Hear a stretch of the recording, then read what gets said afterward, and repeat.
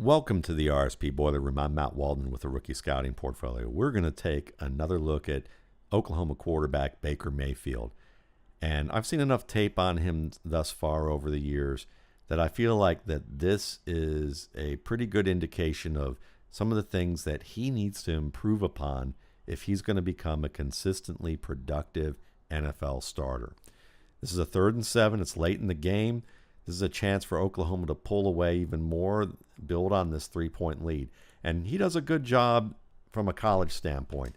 See number 8 who went in motion there, that's Brown. He's going to work that out.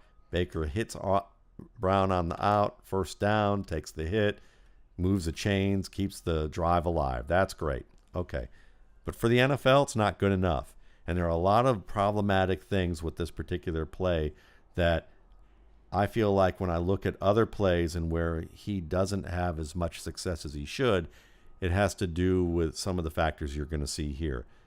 One of them that I haven't talked about a lot is how you own the pocket and control the pocket. Because even if you're a scrambling quarterback or a maneuverable quarterback, your linemen are trying to rely on certain, geographic points to know where you're supposed to be. And the quarterback if the quarterback moves away from that, it opens up opportunities for the defense to take advantage of that. And you're going to see that here because Mayfield drops back. It's not a really defined drop. He's not in a position where he can really set his feet and fire. If he sets his feet and fires here at this right hash, he can set his feet, wait, and hinge, take a couple of hinge steps so that he's waiting in place and anticipating either the break on this crossing route, what's going on up the seam here, or Brown, who's he's going to eventually target here. And that's the position, that's the guy he wants to hit. You can see that the defensive back at the left hash is actually turned inside. So it's an ideal situation for him to wait here and throw it. And there's a good enough lane. There's a lot of space in this pocket for him to fire that ball if he just stays patient and waits. Now, as you can see, there's going to be some push up the middle here. But it's not enough that Mayfield should ever notice this. He's not seeing it. He's just drifting on his own accord to the outside. And when you drift to the outside, the left tackle's block and landmark position becomes ineffective. And that's not good pocket play from a quarterback. You don't drift to a side when you don't need to. And listen, it's a little bit is his height. He's used to drifting around to try and find open lanes because of his height. And I get that.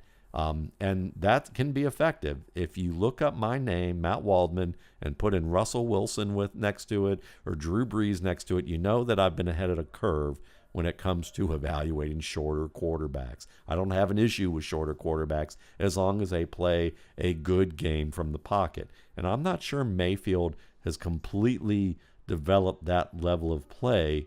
I know he hasn't in terms of when comparing them to Brees or Wilson when they were in the college game. So the comparisons to those two guys, I think, are a little bit short-sighted and don't hit the mark in the most important areas.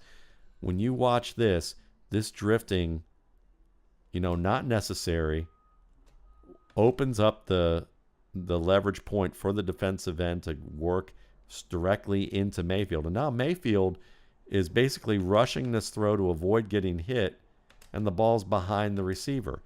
And he didn't have to rush this, but he created the situation. If he waited again at the hash, he could have thrown an anticipatory throw. He could have set his feet, hinged or hitched up a step, maintained a good throwing lane to deliver the ball, and instead, he's not even ready to throw the ball where number 9 is breaking right here. This is the top of number 9's stem.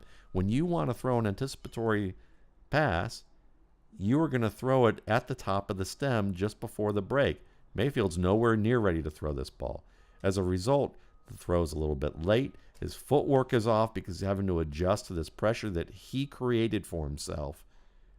And then the ball's behind the receiver.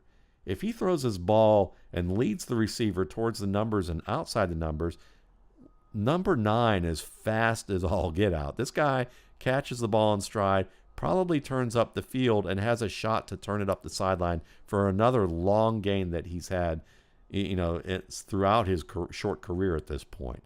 But instead, he throws it behind.